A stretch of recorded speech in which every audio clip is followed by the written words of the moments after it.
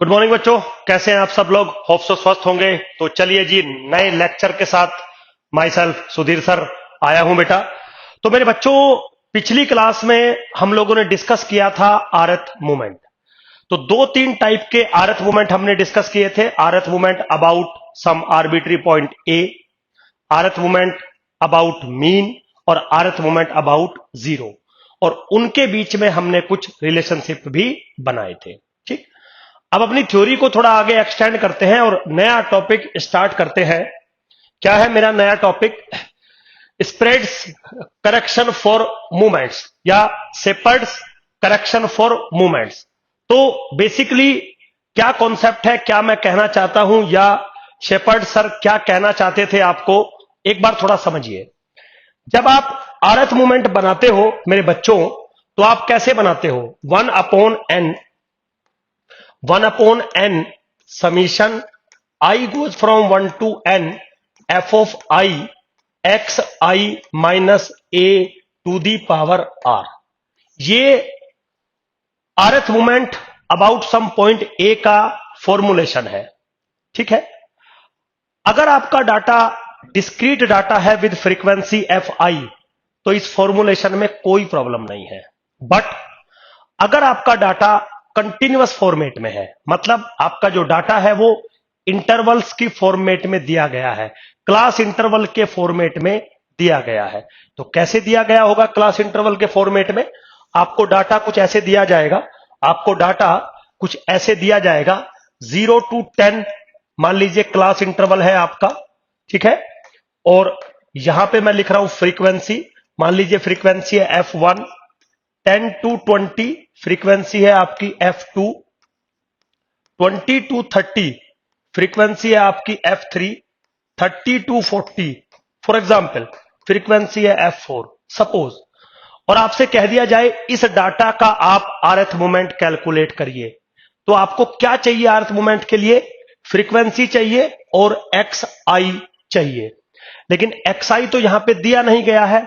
But आप क्या करते हैं, अगर एक्स आई नहीं दिया जाता तो आप कोरस्पॉन्डिंग जो क्लास इंटरवल है उसका एवरेज आप कैलकुलेट कर लेते हैं। तो x1 क्या होगा? 10 प्लस 0/2 5। x2 क्या होगा? 20 प्लस 10/2 यानी कि 15। x3 क्या होगा? 30 प्लस 20/2 यानी कि 25। लेकिन जो शेपर्ड सर है उन्होंने बोला कि एक्चुअली में जब आप आरथ मूवमेंट निकालते हो तो कैसे निकालते हो? डेविएशन करते हो आप हर एक xi में से फ्रॉम द पॉइंट ए।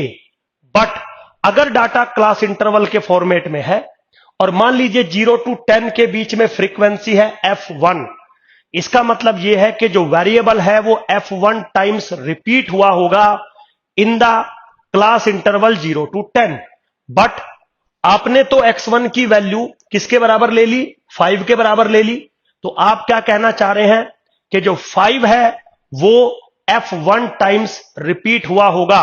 लेकिन मेरे बच्चों, एग्जैक्टली 5 तो f1 टाइम्स रिपीट नहीं हुआ होगा। f1 टाइम्स जो रिपीटेशन हुई होगी वो 0 to 10 के बीच में कुछ वैल्यूज रिपीट हुई होंगी, वो एग्जैक्टली 5 हो ऐसा जरूरी नहीं होता। ठीक, तो जब ऐसा जरूरी नहीं होता और आप ट्रेडिशनल तरीके से आरथ मूवमेंट निकालते हो, क्योंकि ट्रेडिशनल तरीके से ही आरथ मूवमेंट निकालने का रूल है, तो मेरे बच्चों एक्चुअल आरथ मूवमेंट में और जो ट्रेडिशनली आपने निकाला बाय दिस फॉर्मूला, जिसमें आप xi को ऐसे कैलकुलेट कर रहे हैं, दोनों के बीच में कुछ ना कुछ डिफरेंस आएगा। Now this difference is called error. समझ गए? तो जो शेपर्ड सर हैं उन्होंने इस एरर को एडजस्ट करते हुए करेक्टेड आरथ मूवमेंट बनाए। ठीक, तो ज्यादा पे उन्होंने काम नहीं किया, लेकिन पहले 4 मूवमेंट्स पे उन्होंने काम किया, μ1, μ2, μ3 और μ4। और उन्होंने जो काम किया है वो आरथ मूवमेंट अबाउट मीन पर काम किया है। तो किया तो कहीं भी जा सकता है, बट फॉर सिंप्लिसिटी उन्होंने आरथ मूवमेंट अबाउट मीन पर काम किया है। तो वो ये कहते हैं कि अगर मान लीजिए आपका क्लास इंटरवल दिए गए हैं जैसे 0 to 10, 10 to 20, 20 to 30, तो इनकी बीच की जो क्लास इंटरवल है उसकी जो लेंथ है सपोज वो h के बराबर है। अब यहां तो मैंने पर्टिकुलरली 10 ले रखी है, तो 0 to 10 में 10 का गैप है, 10 to 20 में 10 का गैप है, 20 to 30 में 10 का गैप है। तो इन जनरल जो क्लास इंटरवल की जो विड्थ होती है, उसकी जो लेंथ होती है, वो h के बराबर होती है, मैं मान लेता हूं ऐसा। तो इस केस में जो करेक्टेड rth मूवमेंट होंगे, उनके कुछ फॉर्मूलाज उन्होंने डेवलप किए हैं। तो क्यों किया है शेपर्ड सर ने ऐसा? क्योंकि in case of class interval data आप जो मिड वैल्यू कंसीडर करेंगे वो एग्जैक्टली मिड वैल्यू वही हो, ऐसा जरूरी नहीं है। अकरेंस किसी और पॉइंट पे भी हो सकती है। तो अगर हो सकती है तो rth मूवमेंट का जो इफेक्ट बनेगा वो समथिंग डिफरेंट बनेगा। जबकि आप जो कैलकुलेट करोगे rth मूवमेंट, वो एवरेज को कैलकुलेट मानते हुए करोगे। x1 is this plus this by 2, x2 this plus this by 2, exactly उसके बराबर हो ऐसा जरूरी नहीं है।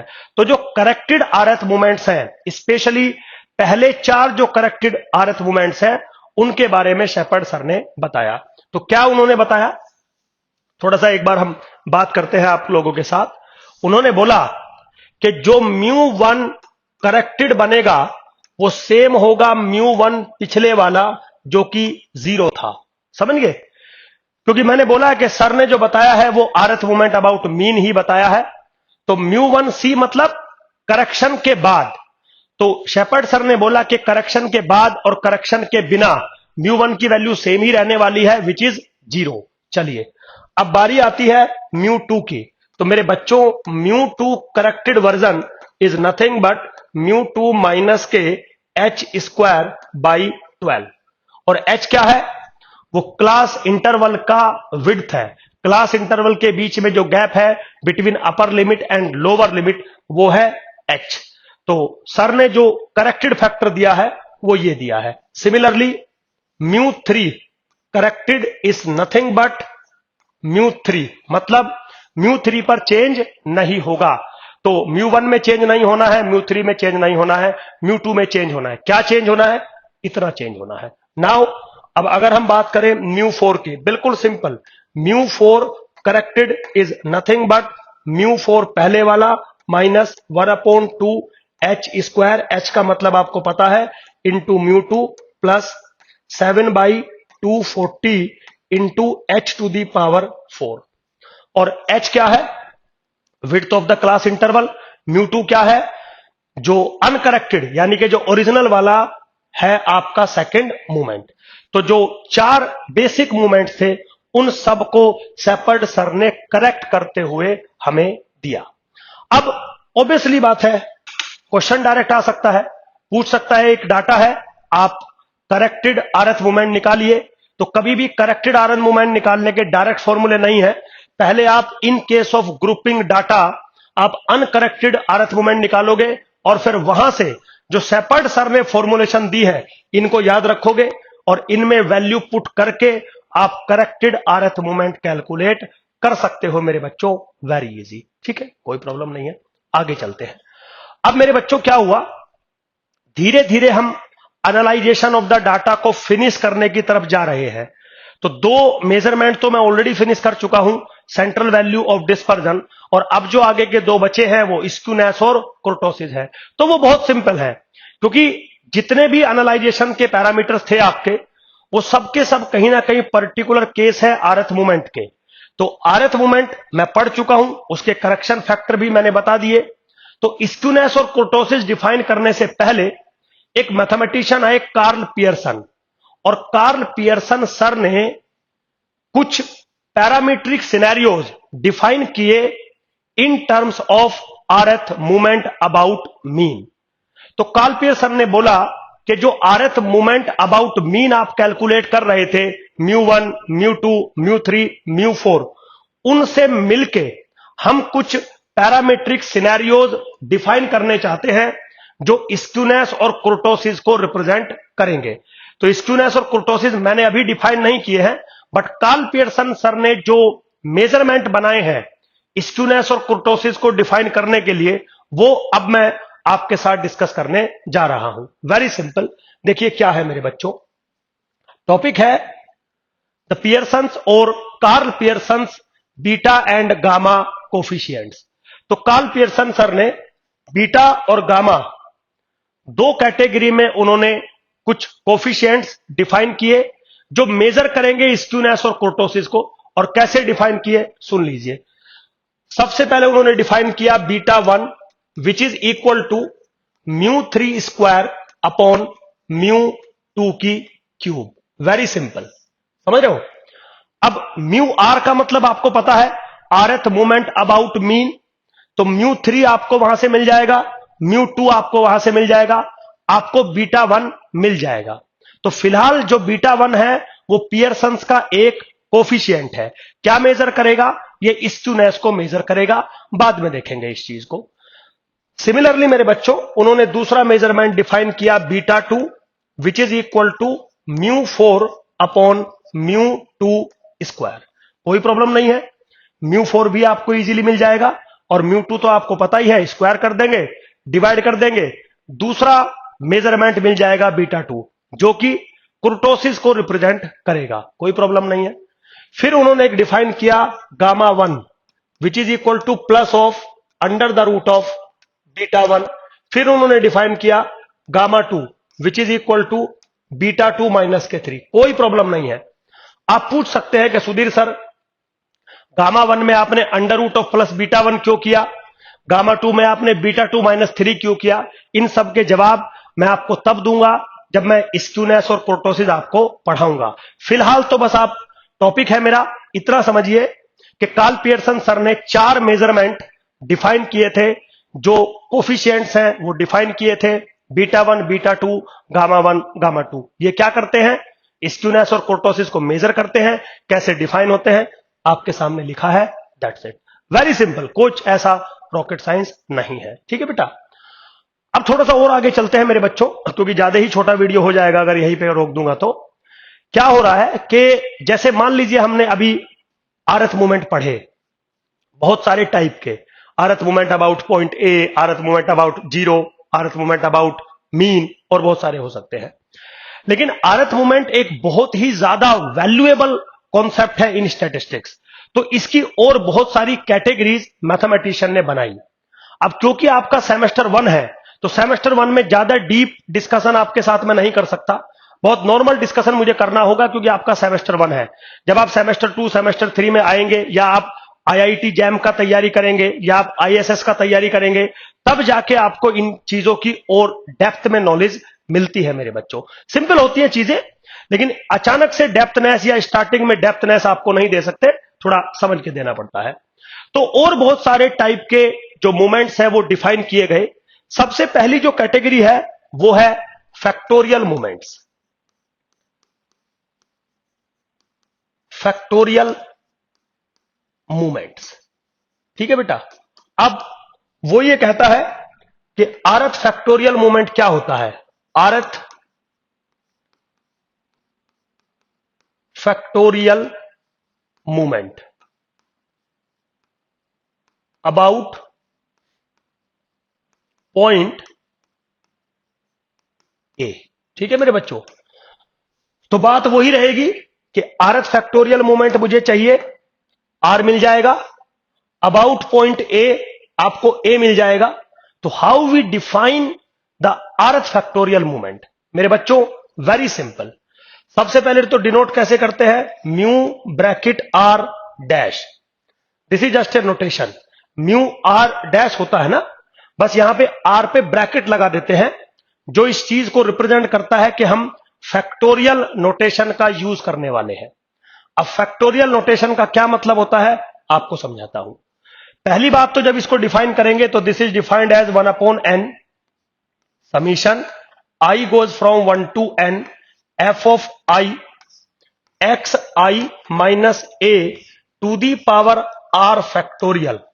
बी केयरफुल, कैसे डिफाइन करेंगे? 1/n summation i goes from 1 to n f of i x i minus a to the power r factorial. So basically आपके सामने ये जो टर्म लिखी है ये पावर आर नहीं है, ये है x minus a to the power r factorial. अब आप बोलोगे कि सुधीर सर इसका क्या मतलब होता है? अब मैं इसका मतलब आपको समझाता हूं। क्या मतलब है इसका? देखिए, अगर कहीं पे लिखा हुआ है x to the power r factorial, simplified है ना, x माइनस ए ना लेके मैंने for simplicity x to the power r factorial. तो इसका मतलब है कि इसके r फैक्टर्स बनेंगे और हर फैक्टर एक एक यूनिट कम होता हुआ चला जाएगा। तो कैसे बनेगा?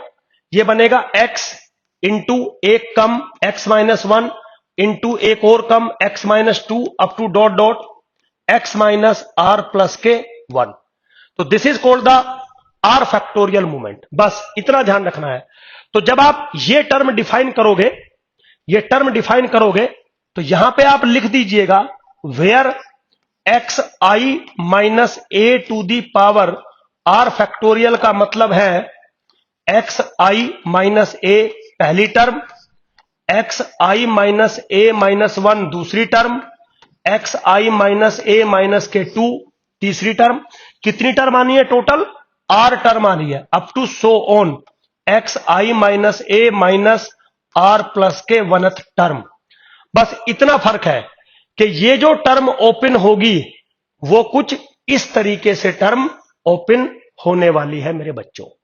Now this is the very famous r factorial movement about some point a. जो ए है वो आप जीरो भी ले सकते हैं, जो ए है वो आप अर्थमेटिक मीन भी ले सकते हैं या कोई भी पॉइंट ले सकते हैं। बस इस चीज का ध्यान रखना है कि ये जो पावर आर है, ये पावर आर नहीं है, ये पावर आर फैक्टोरियल है, जिसका डेफिनेशन होता है ये। समझ गए? बिल्कुल सिंपल। फॉर एग्जाम्पल मान लीजिए मैं आपसे ये पूछता कि मेरे पास एक डाटा है और आप मुझे कैलकुलेट करके दिखाइए म्यू थ्री डैश, मतलब मैं थर्ड आरथ मूवमेंट कैलकुलेट करना चाहता हूं अबाउट जीरो। फॉर एग्जाम्पल मैंने कह दिया अबाउट जीरो, तो आप कैसे कहेंगे? Sudhir sir, this is 1/n summation I goes from 1 to n f of i xi to the power 3 factorial. समझ गए? अब ये जो xi to the power 3 factorial है ना मेरे बच्चों, ये कैसे ओपन होगा? This is 1/n summation i goes from 1 to n f of i xi into xi minus one into xi minus two. गौर से देखिए कितनी टर्म होनी थी? 3 टर्म होनी थी, एक टर्म, 2 टर्म और 3 टर्म, दैट्स इट। तो अब आप इसको कुछ इस तरीके से ओपन करेंगे, वेरी सिंपल। तो अब आपके दिमाग में जा रहा होगा सुधीर सर ये क्यों पढ़ा रहे हैं? बेटा अभी ये सेमेस्टर 1 है, अभी जब अगले सेमेस्टर आएंगे तो आपको सारी बातें इजीली समझ में आ जाएंगी। फिलहाल तो आपको यह देखना है कि आरथ फैक्टोरियल जो मूवमेंट है वो कैसे डिफाइन होता है, कैसे एक्सप्रेस होता है, कैसे ओपन होता है। तो दोनों बातें मैंने आपको समझाई कि आरथ फैक्टोरियल मूवमेंट जो होंगे वो कुछ इस फॉर्मेट में बनेंगे, वेरी सिंपल। चलिए आगे चलते हैं मेरे बच्चों। अब आगे अगर आप चलें तो एक और टाइप का मूवमेंट होता है जिसे हम कहते हैं आरथ एब्सोल्यूट मूवमेंट